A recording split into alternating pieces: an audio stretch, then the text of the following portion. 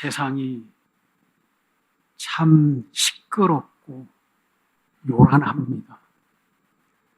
아직도 러시아와 우크라이나 전쟁이 끝나지도 않았는데 미국과 이스라엘 그리고 이란의 전쟁이 또 시작되었습니다. 온 세계가 불안해하죠. 나름대로의 명분을 가지고 서로 싸우지만 과연 그 전쟁에 정의가 있을까? 그 전투를 통해서 평화를 이루어 나갈 수 있을까? 예수님께서는 이 세상 가운데에 평강의 왕으로, 평화의 왕으로 오셨습니다. 전능하신 성자 하나님께서 그 능력을 가지고 죄인들을 진멸하지 않으셨어요. 악한 자들을 멸하지 않으셨어요.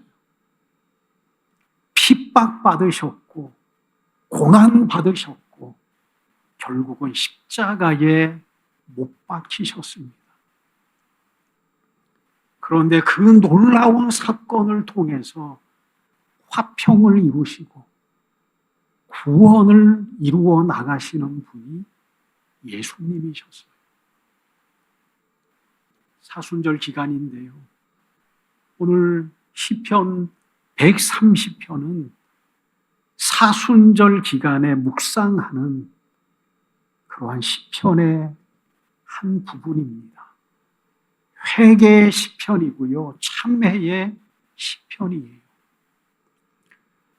유대인들은 이 130편 말씀을 성전에 올라가면서 부르는 노래였습니다. 시편에는 15편의 성전으로 올라가면서 부르는 노래가 있었는데요. 이 130편이 그 중에 하나입니다.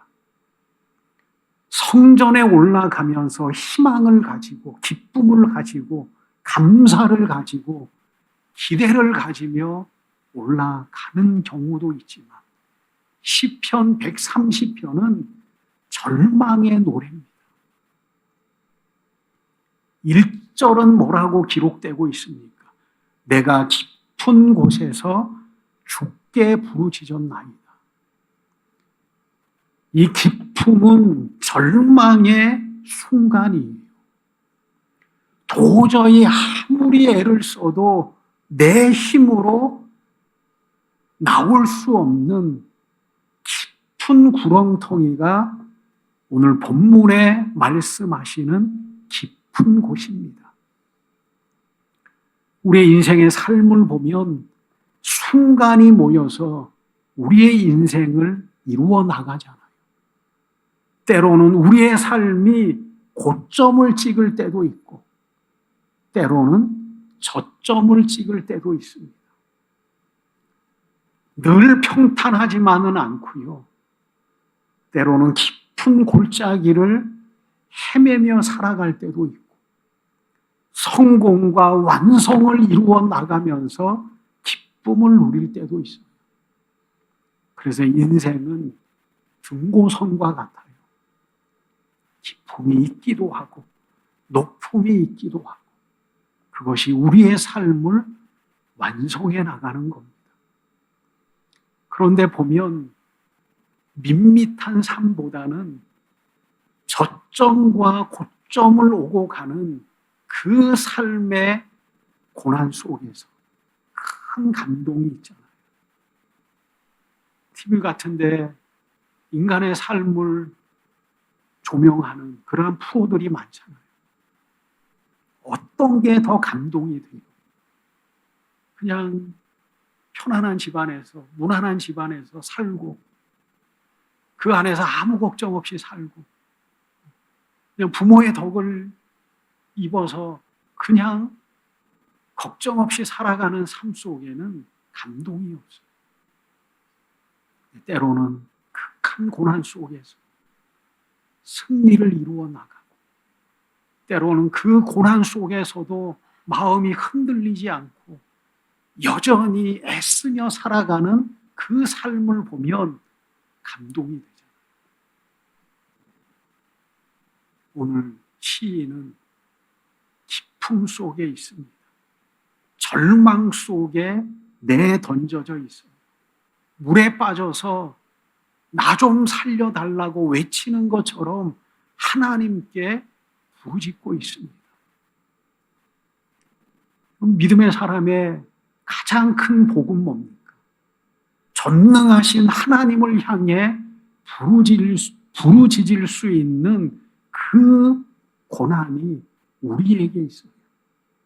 절망 속에서 무엇을 바라보느냐, 그것은 중요해요. 어떤 글을 보니까 그런 글이 있더라고요. 죄수 두 사람이 감옥에 갇혀 있었어요. 그 죄수가 창을 통해서 바깥을 바라보는데 한 죄수는 진흙탕이 되어져 버린 땅을 바라보고요. 한 죄수는 눈을 들어서 하늘을 바라본다는 거예요. 비유적인 표현이지만 그렇다는 거예요. 절망의 순간에 더 절망적인 현실을 바라보는 사람이 있는가 하면 그 헤어나올 수 없는 힘듦의 상황 속에서도 하늘을 바라보면서 희망을 품고 살아가는 사람이 있더라는 거예요. 우리는 하나님이 우리의 삶의 주인이라고 하는 사실을 믿고 있어요. 때로는 잊고 살아가지만. 그래서 우리는 고통의 순간에 하나님을 향해서 기도하고 하나님을 향해서 부르짖고 하나님을 향해서 도움을 구하며 그렇게 살아가는 사람이 믿음의 사람이에요. 삶의 고난 속에서 하나님을 바라보는 삶, 절망적인 순간에서 하나님을 향해서 도움의 손길을 구하는 삶, 그것이 하나님을 의지하면 살아가는 사람에게 주어진 특권일 겁니다. 하나님 앞에 부르짖고 있어요. 하나님, 내가 이렇게 기쁨 속에서 부르짖고 있습니다. 내가 절망 속에서 하나님을 의지하여 기도하고 있습니다. 내 소리를 들으시며 나의 부르짖는 소리에 귀를 기울이소서.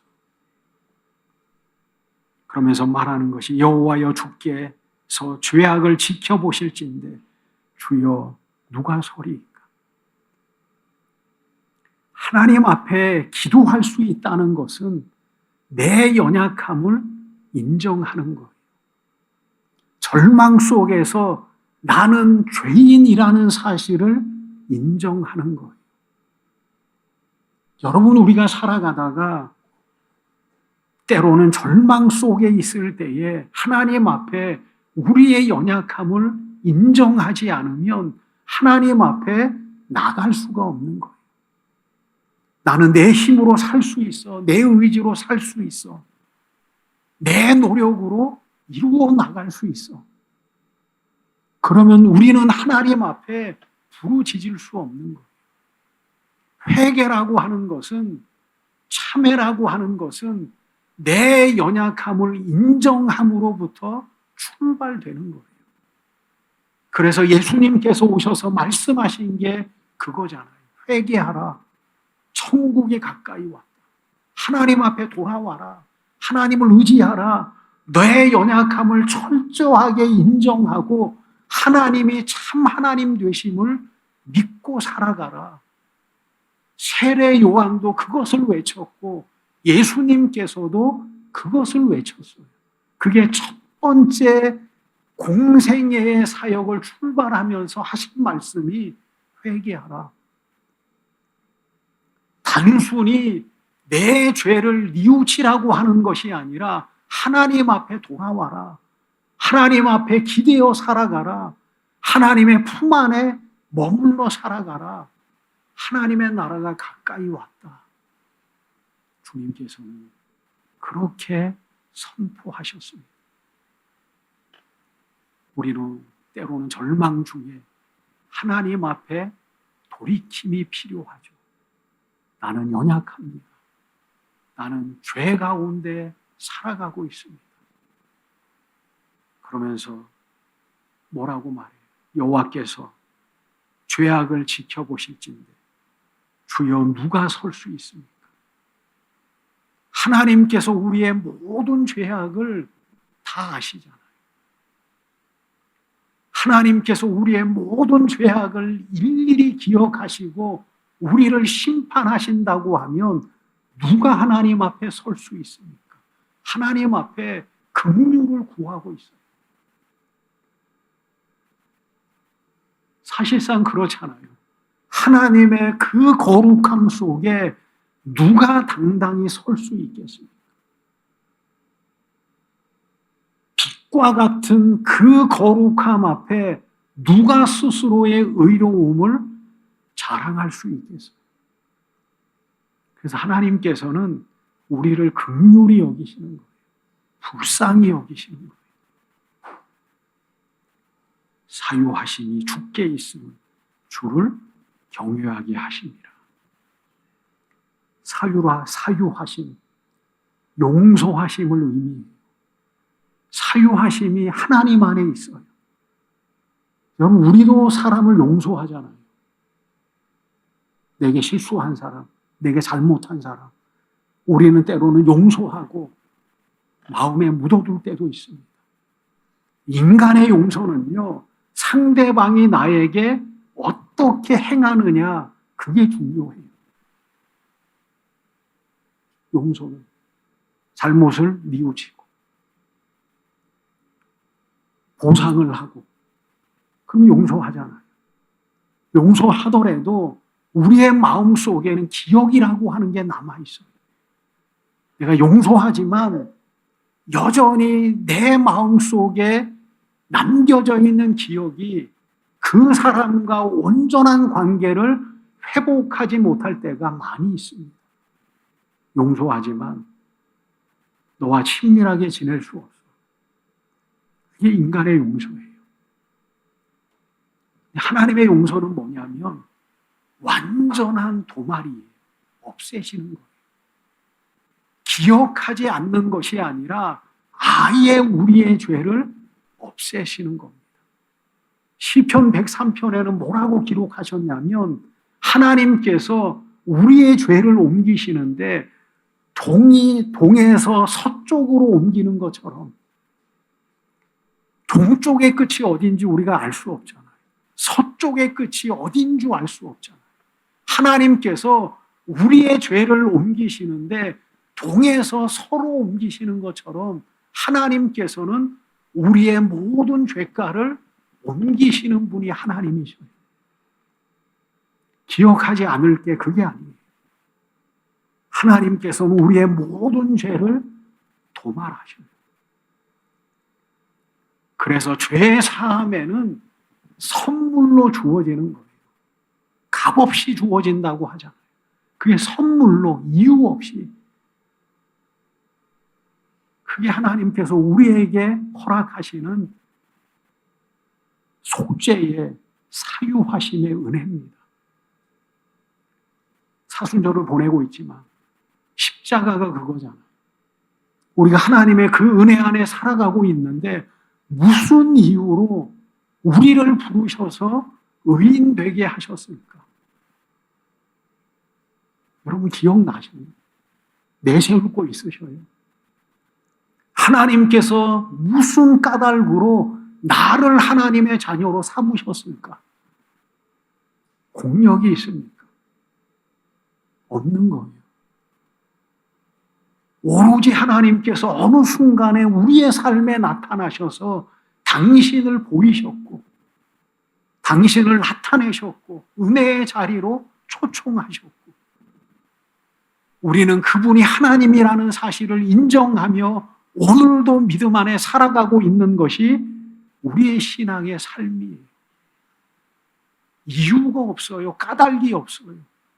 오로지 하나님께서 우리를 불쌍히 여기셨고 긍휼히 여기셨고 세상의 모든 사람들 가운데 특별히 우리를 선택하셔서 하나님의 자녀로 삼으셨다는 것. 그래서 구원이라고 하는 것은 은혜라고 하는 단어 외에는 설명할 길이 없어요. 하나님께서 은혜 베푸셨어요. 값없이 주셨어요. 선물로 주셨어요. 까닭 없이 주시고 이유 없이 주셨어요. 그게 우리가 받은 바의 구원의 값진 선물입니다. 예수님께서 사유하심을 위해서 이 세상에 오셨잖아요. 오늘 본문에는 속량이라고 하는 단어가 있어요. 우리는 속량하면 잘 모르지만 유대인들은 속량이라고 하는 단어를 들으면 금방 이해를 해요. 예전에는 노예 제도가 있었잖아요. 우리나라 조선시대에도 종이 있었잖아요. 그냥 사고 파는 물건에 불과합니다. 전쟁에 패하거나 아니면 빚을 갚지 못하면 그 사람의 노예가 됐어요. 주인의 명령에 의해서 일하고 또 다른 사람에게 팔기도 하고 어떤 사람이 지나가다가 이 사람을 보면서 노예된 사람을 보면서 내가 이 사람의 노예에 값을 지불할 테니 자유인이 되게 해주세요. 그렇게 되면 이 사람은 어제까지는 노예였지만 값을 지불하는 순간에 이제 자유인이 되는 거예요. 그게 속량이에요. 속량의 사건이 일어나기 위해서는 반드시 치루어야 될 대가가 있는 거예요. 반드시 치루어야 될 대가. 그게 속량이에요. 그러니까 왜 예수님께서 이 세상에 오셔서 골고다는 기품이잖아요. 온 인류의 죄가 가득 담겨진 말할 수 없는 어둠의 장소가 골고다잖아요. 그 골고다에서 온 인류의 죄를 지고 하나님 앞에 오늘 본문의 말씀과 같이 부르짖을 수밖에 없었던 그 이유는 어디에 있느냐? 우리의 죄를 사유하시기 위해서, 속량하시기 위해서. 풍성한 속량이라고 말씀하셨어요. 풍성한 속량. 부족함이 없는 속량. 그게 십자가의 은혜예요. 성경은 우리를 종으로 표현했잖아요. 죄의 종, 사망의 종. 하나님께서 생각하시는 인간을 보기에 가장 해결해야 될 문제가 뭐냐면 죄와 사망이에요. 우리는 때로는 그것도 모르고 여러 가지 것을 구하며 살지만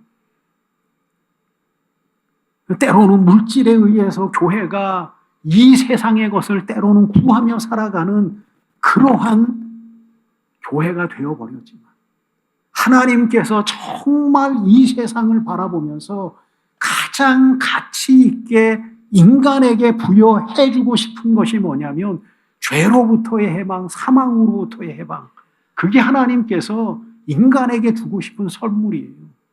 우리는 물질을 요구하고 행복을 요구하고 성공을 요구하고 많음을 요구하며 살아가지만 하나님 보시기엔 그것은 아무것도 아니에요.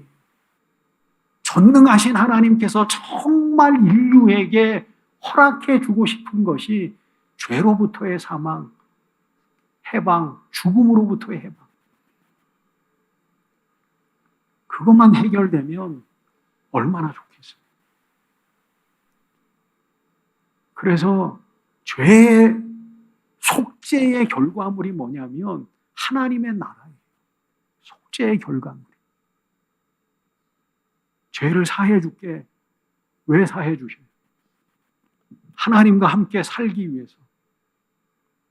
하나님과 더불어서 천국에서 더불어 살게 하기 위해서 하나님께서는 예수 그리스도를 통해서 우리의 모든 죄를 사하시고 거룩한 백성을 삼으시고 특별한 소유를 삼으시고 십자가의 완성은요, 하나님의 나라예요. 그래서 예수님께서 부활하신 거예요.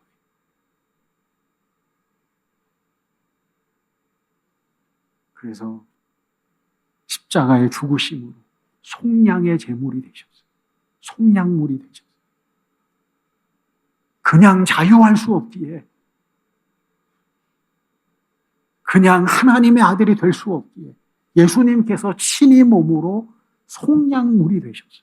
그게 십자가예요. 그렇게 구원이라고 하는 게 힘들다고 말씀드렸잖아요. 처음에는 하나님께서 말씀으로 뚝딱 만드셨잖아요. 성경의 표현대로 6일 만에 만드셨잖아요.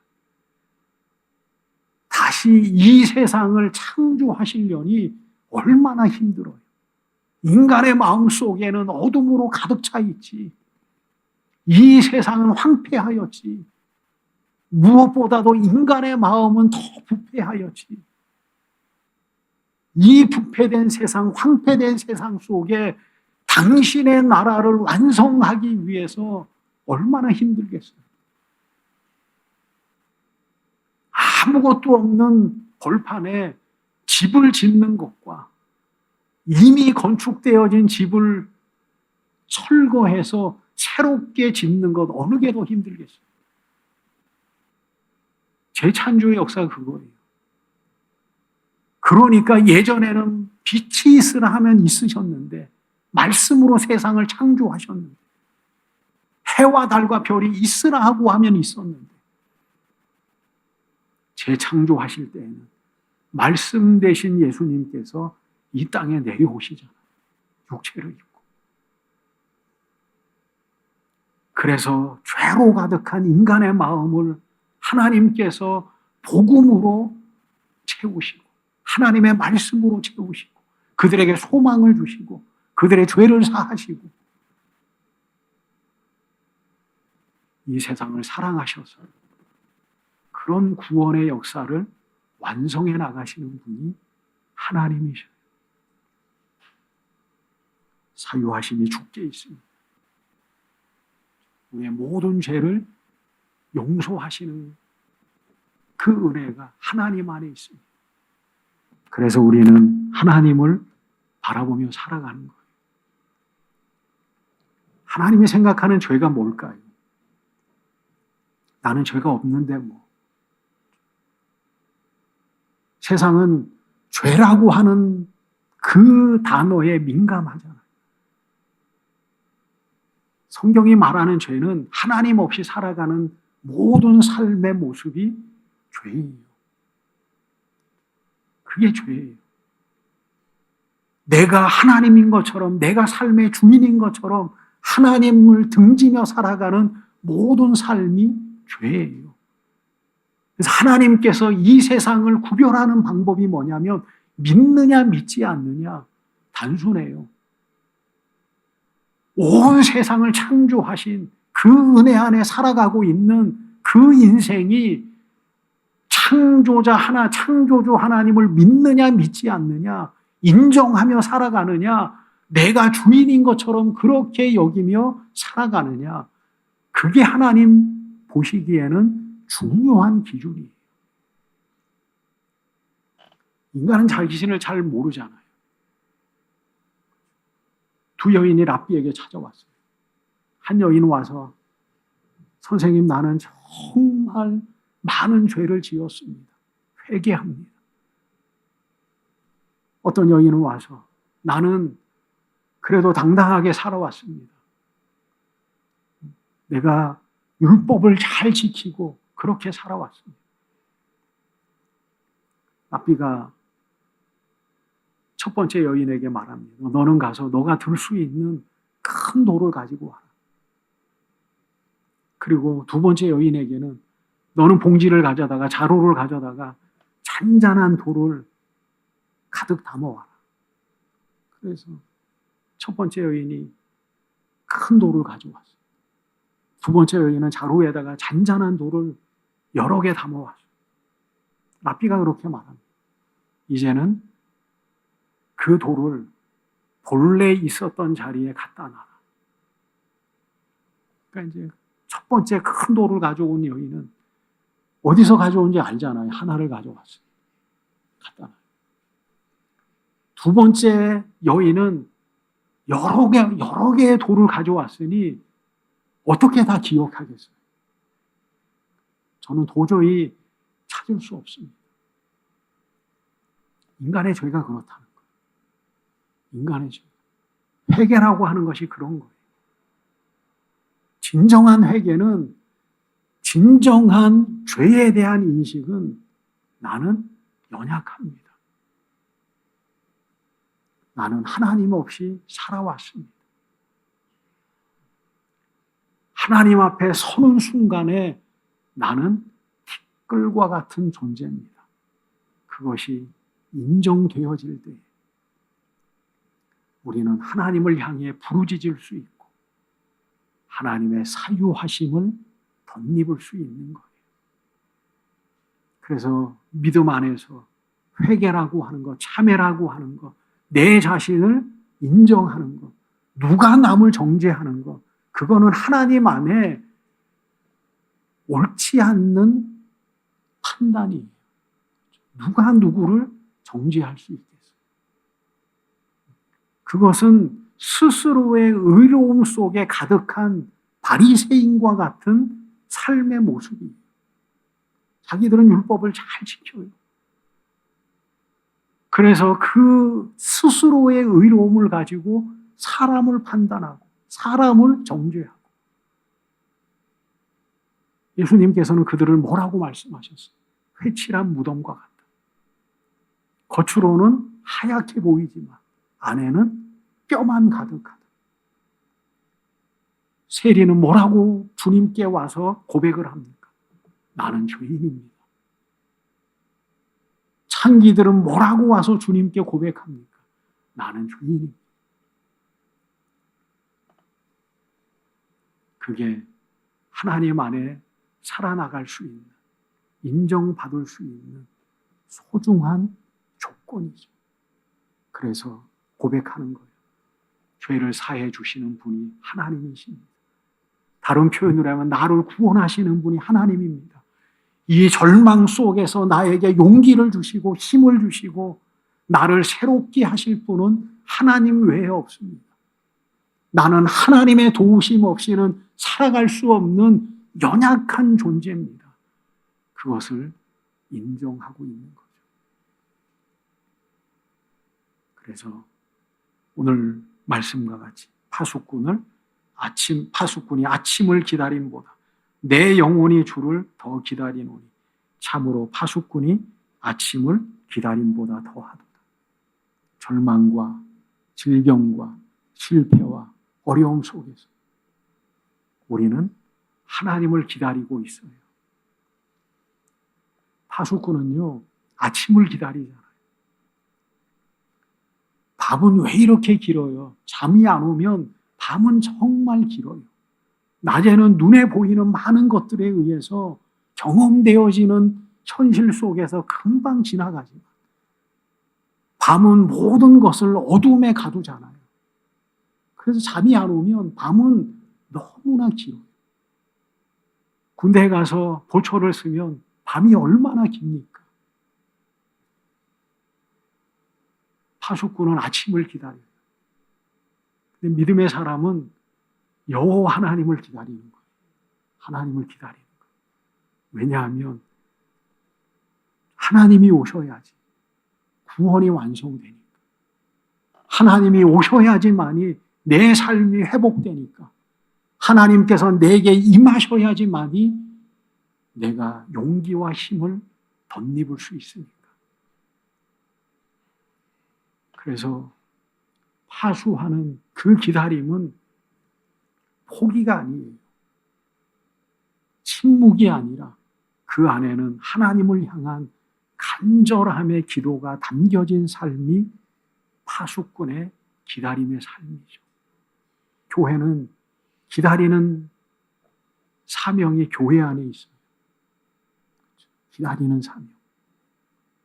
오늘도 주님의 오심을 기다리고 구원의 완성을 기다리며 그렇게 하나님 안에서 믿음을 갖고 살아가는 저와 여러분들이 되시기를 축원드립니다.